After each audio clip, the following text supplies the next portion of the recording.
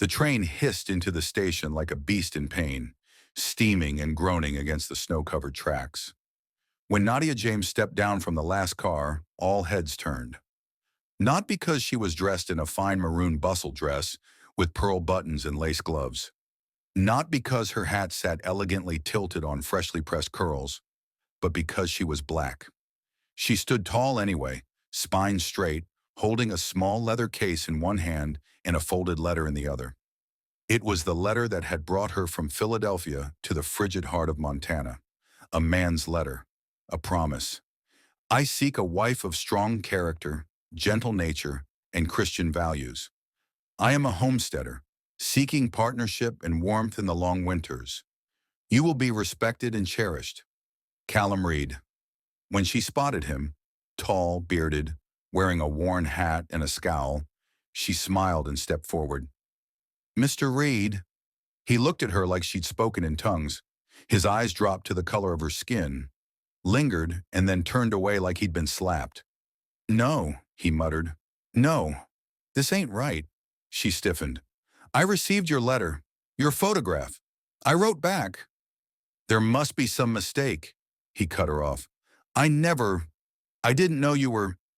You didn't know I was what, sir?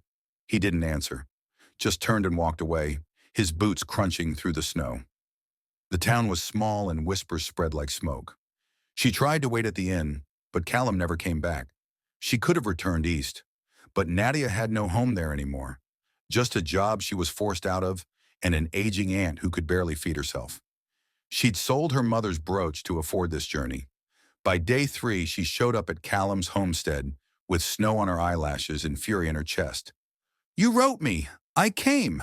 I won't beg, but I won't be left in the cold either. He stood on the porch, silent, torn. Then finally, you can stay in the shed. The shed was freezing, but dry. She made it a home, patched the window, laid pine boughs beneath her skirts, boiled snow for tea. Callum watched her from a distance, confused by her grace, her quiet strength, her refusal to cry. Over time, he saw more. How she fixed his jammed rifle, how she stitched her own bleeding hand without a sound, how she read her Bible aloud in the dark, voice steady and low. Winter deepened. So did his regret. One night, a blizzard trapped them both inside the cabin.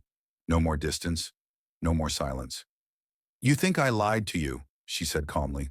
I didn't. I thought you'd be. He stopped, ashamed. She didn't flinch. White? He nodded. I thought you'd be kind, she whispered. And here we are. He looked at